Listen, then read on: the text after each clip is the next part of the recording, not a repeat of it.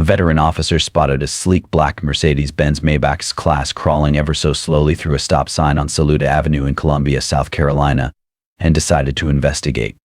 Just before 7:30 p.m., he flicked on his cruiser's lights and called dispatch, Unit 24 initiating a traffic stop on a black Mercedes, no plates visible. The car eased to the curb under a dogwood tree. When the officer approached, the driver rolled down her window. "Evening, officer," she said calmly. He stopped dead. The woman in the driver's seat was an older black judge in full robe, silver hair, straight posture, a calm, measured stare. "I'm Judge Renee Gray," she introduced herself. "I'm heading home from court." "License and registration, please." She handed them over without hesitation. He scanned the papers, perfectly valid. "This car matches a stolen vehicle report from earlier," he said, raising his eyes. "It's registered to me," she replied. He radioed dispatch, "No stolen vehicle record, found everything checked out." Instead of returning her documents, he stepped closer to the window. "Ma'am, step out of the vehicle." Her voice sharpened. "Is that a lawful order?" He nodded. After a tense pause, she spoke louder so the small crowd that had gathered could hear. "I'm Judge Renee Gray, 5th Judicial Circuit. You've confirmed this car isn't stolen. You are now unlawfully detaining me." Now facing dozens of onlookers filming on their phones. The officer hesitated. A voice called from across the street. "That's Judge Gray, she's telling the truth." He still didn't move. Finally, she lowered her window 2 inches and said, "Officer Foster, I've shown you my credentials, license, and registration. What more do you need?" He tapped the glass and took a step back, heart pounding. He radioed dispatch again, returned her paperwork, and apologized. As the judge drove away, the story was only just beginning, a reminder that everyone, even judges, must assert their rights when confronted with unchecked authority. He nodded slowly, pretending to take mental notes. "Paid in full," she said tersely, eyes narrowing. "Are you really asking how I bought my car? Or do you think I stole it even after dispatch cleared me?" Travis opened his mouth but said nothing. She pressed on. "Do you question every driver in this neighborhood about affording their car?" "Ma'am, don't twist my words." "They twist themselves," she cut in, her tone calm but challenging. Someone behind them muttered that he should back off. Travis pretended not to hear, but the comment and the red recording light on a bystander's phone took hold. Through the windshield, she stared at him. "Do you know how many hours I've spent this week mediating disputes, signing warrants, ruling on bond hearings? You really think after all that I'd clock out and joyride a Mercedes off Divine Street?" He felt small but forced out. "Is this your only vehicle?" "That's the 4th time you've implied I can't afford it," she replied, leaning her head against the frame. "It's not personal," he lied. "Sure it is," she said quietly. "You don't see me, you see a suspicion you've already decided is true." He looked away. "You can't wear a badge and carry that certainty, especially when it's wrong and puts lives at risk." She softened. "You could have run my name and left 10 minutes ago, but instead you're still here asking how I bought my own car."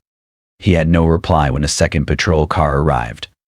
Officer Marcy Davis, late 30s, sharp eyes, blonde ponytail, stepped out, took in the scene, and asked Travis in a low voice, "What's going on?"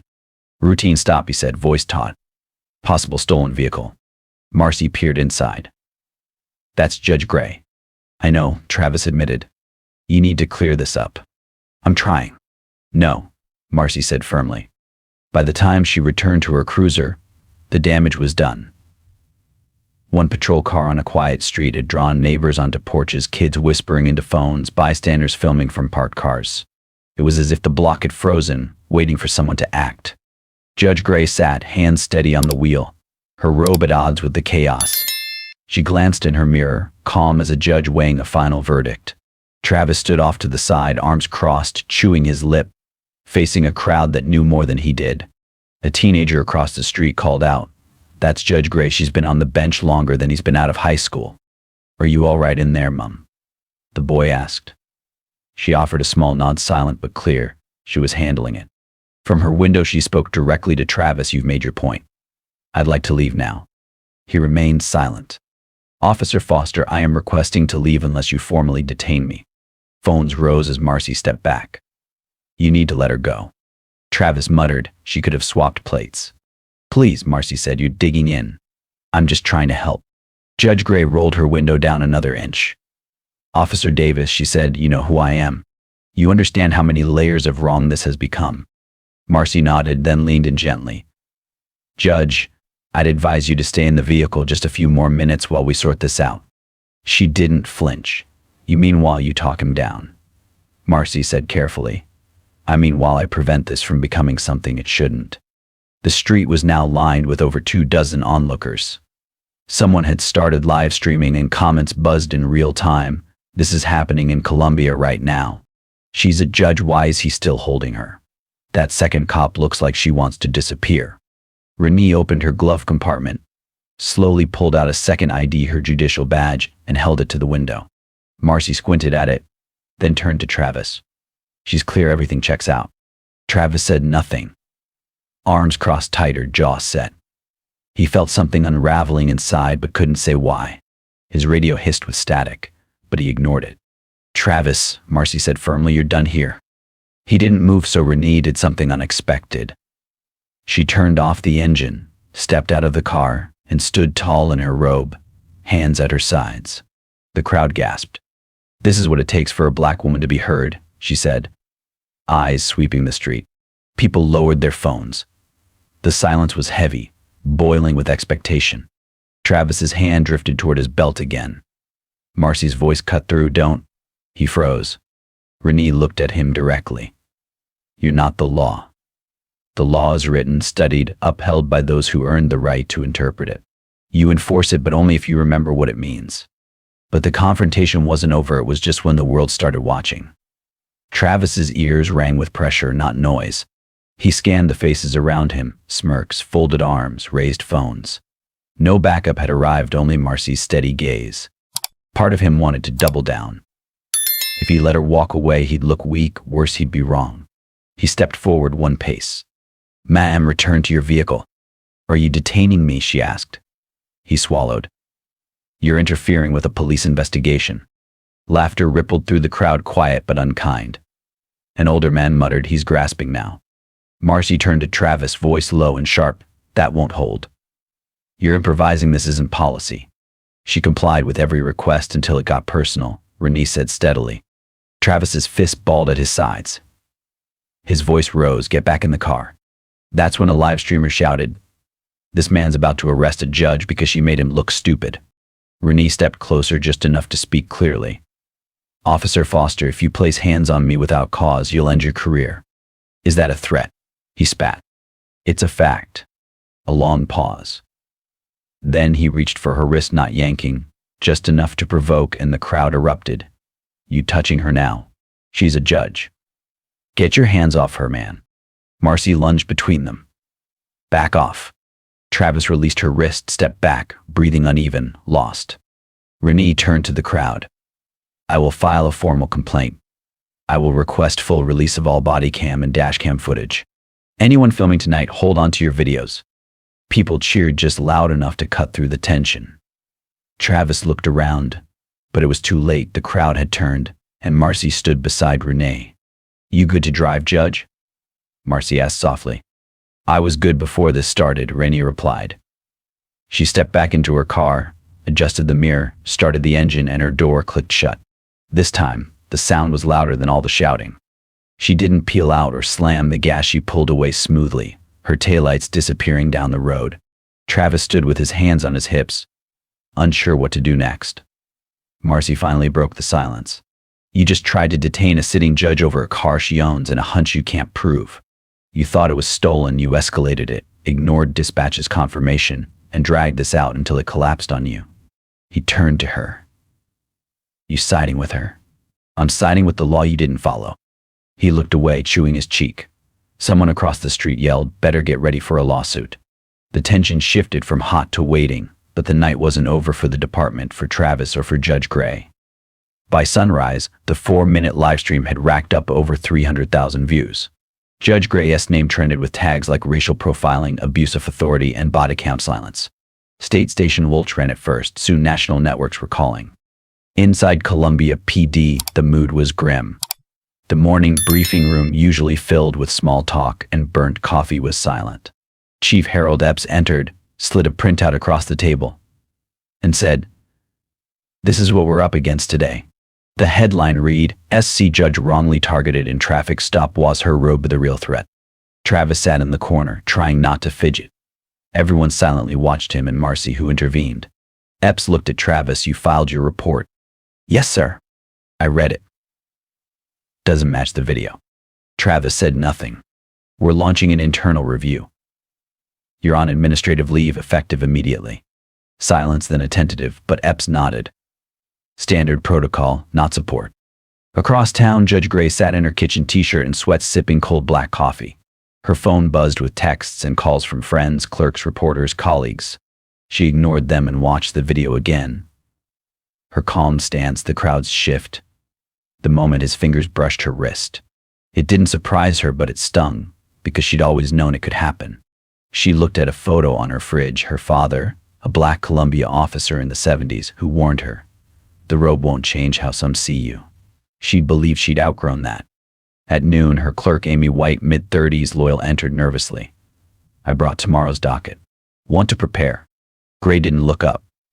"You think I should go in? If you don't, they'll say you're afraid." She raised an eyebrow. "Afraid? No, Mom. I think you're tired." Gray let the silence stretch, then said, "I'll be in court, same time." That evening, a protest formed outside the PD, about 100 people. Signs read, "Power doesn't equal permission," and "Who judges the police?" Body cam stills were posted on stakes like billboards. One iconic shot showed Gray standing tall by her Mercedes, robe catching the wind, eyes locked on Foster like a verdict. Inside, Travis packed his things into a box. He'd heard the chants. His name shouted. He wasn't angry, just confused. He'd followed his gut, what felt suspicious, but now it felt wrong. He glanced at a photo on his desk, his wife and daughter at Myrtle Beach, toes in the sand. How to explain this mistake to his child without sounding like a villain? Just then, Marcy tapped lightly on the doorframe. He didn't reply right away, just shrugged. She leaned against the wall. "I didn't want it to go like that," she said. "But you didn't leave me a choice." He rubbed his eyes. "I know. Ever think maybe what feels normal to you is what needs fixing?" He sighed. "Yeah, I'm starting to. But self-reflection doesn't erase the damage." Long before she donned her judicial robe and earned courtroom respect, she was just Renee Parker from Aiken County, South Carolina. Her mother taught second grade for 31 years. Her father, Thomas Parker, was a patrolman whose modest paycheck barely covered the bills. He stood over 6 feet tall, spoke softly, and came home each night in silence. Renee remembered one evening in 1982 as if it were yesterday. At 17, she was walking alone to her weekend job, carrying a paper bag of snacks and a textbook, when a deputy pulled her over for suspicious behavior. He made her sit on the curb for 30 minutes, asking where she lived, what she was doing, and why she didn't have ID. She showed it 3 times, it didn't matter. Her father arrived, furious but composed, and told her not to cry. "Some people don't want to believe you belong here. Your job is to remind them you do without yelling." That lesson stuck. She spent decades working twice as hard, undergraduate at Spelman, law degree from Duke, years as a public defender, then a steady climb to the bench. She earned a reputation for fairness, strict but never cruel, always precise. No room for error, that's how she survived. After the traffic stop, survival no longer felt like enough. She watched the city change around her. Billboards once celebrating her appointment were now splashed across news reports as symbols of a larger struggle. A legal analyst called her a painful paradox, a judge who knows firsthand how the law is selectively enforced. At a coffee shop near 5 Points, 2 students argued. "He made a mistake doesn't make him a bad cop," said a white poli-sci major. "It's not about him," said a black sociology student. "It's about a system where a judge can be treated like a suspect in her own car." Meanwhile, he sat on his porch in Northeast Columbia, replaying his own memories. His father was a fireman, his mother a nurse. He wasn't raised to be a bully. But he'd heard warnings all his life. Don't let your guard down in certain neighborhoods, better safe than sorry. Those once harmless sayings now felt like unchallenged rules. At the academy, he learned compliance, not how to be wrong. He remembered her eyes when she said, "You don't see me." In that moment, he'd seen a stereotype, and his badge had made it feel okay to act on it. Now he wasn't sure what his badge meant anymore. Her testimony was set for 2 days later. He wasn't required to attend, but felt he should. Public consequences aren't the same as private reckonings, and both were coming fast. The hearing was in a modest municipal building on Hardin Street. No marble columns, no press wall, just a small room with stiff chairs, water pitchers, and cameras packed shoulder to shoulder. She sat at the table in her usual, controlled posture, hands folded, no longer as judge but as witness. He entered through a side door in a navy jacket and khakis. No applause. No sneers. Just silence, the kind that demands more than noise ever could. The Oversight Committee, a 5-member panel, waited. The Oversight Committee sat at the head of the table with a clear mission: review the body cam footage, assess officer conduct, and decide on discipline. Officially, it was just procedure, but everyone knew this was about something deeper than one officer's actions. The video played silently on a monitor, the traffic stop, his tone, her calm explanations, his hand hovering by the holster. Then the wrist grab at 11:17. Suddenly the screen went dark for 40 seconds. Committee Chair Patricia Blake, a retired Charleston judge, paused the playback. "Officer Foster," she asked, adjusting her glasses, "why did your body cam audio cut out then?" He cleared his throat. "No idea, probably a malfunction." Patricia leaned forward. "Your department logs show your hand brushed the mute switch at that exact moment. That's either extremely convenient or extremely concerning." Travis looked away. Renee watched impassively. Later, she was invited to speak. Her voice was steady as she reminded the panel that trust isn't just rules, it's about restraint, judgment, and respect. "Every day I sit on the bench deciding who deserves mercy or punishment. I know the system is biased." That night it tilted again, and I bore the weight, though I did nothing wrong, she said. A uniform doesn't give license to ignore facts, it demands honoring them. Outside, a few dozen protesters and reporters pressed against barricades. Inside, the committee deliberated for 30 minutes. When they returned, Patricia announced, "Officer Foster's conduct was unbecoming. His actions were excessive, unsupported by evidence, and suggest a troubling pattern. We recommend a 60-day unpaid suspension and mandatory bias retraining. Any further violations will lead to termination." Gasp echoed through the room. Renee quietly gathered her coat, thanked the committee, and left. A reporter shoved a mic at her. "Was justice served?" she asked. "Justice isn't a moment," Renee replied. "It's a practice, and tonight was only one part." Across the street, Travis stood under a tree, watching cars pass. His suspension began the next day. No badge, no gun, only time to reflect on how quickly authority can become harm when unchecked. After a moment, Officer Marcy Davis joined him. "You okay?" she asked. He shook his head. "I'm supposed to be honest," he said. She nodded. "Honesty's step 1. What comes next defines you." The next morning, Renee sat alone in her chambers at the Richland County Courthouse. Sunlight warmed her desk, strewn with letters, handwritten notes, emails, a law student's thank you card, and a message from a retired judge. Staying calm doesn't mean staying silent. She read it 3 times. At 9 a.m., the courtroom door opened for a probation review. A teenage boy entered with his public defender. He wore his shirt tucked in too tightly, like someone told him to look presentable. Renee recognized the nervous shuffle and rigid stance she'd seen for decades. This was the hidden part of her job: with limited facts, decide if someone deserves another chance or needs the system's intervention. She reviewed the file: school suspension for minor theft, no prior record, raised by a single mother. His voice cracked when he answered questions, but he held her gaze, and that mattered more than anything. She glanced at his mother, hands wringing with the strength of someone used to praying through courtrooms. Renee leaned back. "Tell me something," she said softly but clearly. "Do you know why you're here today?" The boy nodded. "Because I made a mistake," he said. "Sure," she replied, "but that's not the whole answer. You're here because you were caught. The real question is whether you understand the kind of man you're becoming." He looked down, then up. "I don't want to be in this room again," he said. "I believe that," she answered, "but belief isn't enough." She paused, then closed the folder. "I'm continuing your probation without extension. No jail next time. There won't be another conversation. Understand?" "Yes, Mom." She tapped the gavel once, quick and quiet. Case closed. Outside, the boy's shoulders slumped in relief. His mother exhaled, and for a moment the courtroom felt still, not heavy. Later, Renee walked to her Mercedes, sat behind the wheel, and stared at the rearview mirror. It once reflected flashing lights, suspicion, and a badge that didn't care who she was.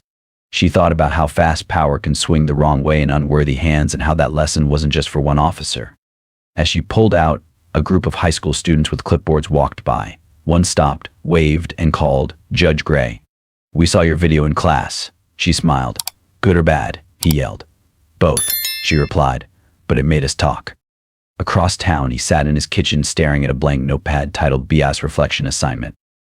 He was supposed to write 500 words on how his assumptions shaped the traffic stop. He'd torn up 3 drafts, then wrote one sentence: "I didn't see her not as a person, a judge, or someone with a name." Then he kept writing, not to undo what happened, but because silence was no longer safe. What we choose to see or refuse to see can cost people more than their dignity. It can cost their peace, safety, and future. If there's one thing this story leaves behind, it's this: power means nothing without responsibility, and respect matters most when it's hardest to give. If this made you pause, think, or feel something, subscribe. We've got more stories to tell. Sometimes one voice is all it takes to change the direction of 1,000 others. From this story, we learn that power does not automatically come with responsibility, and silence in the face of injustice only enables wrongdoing. The core message is: anyone in a position to enforce the law must always self-reflect, listen, and respect human dignity.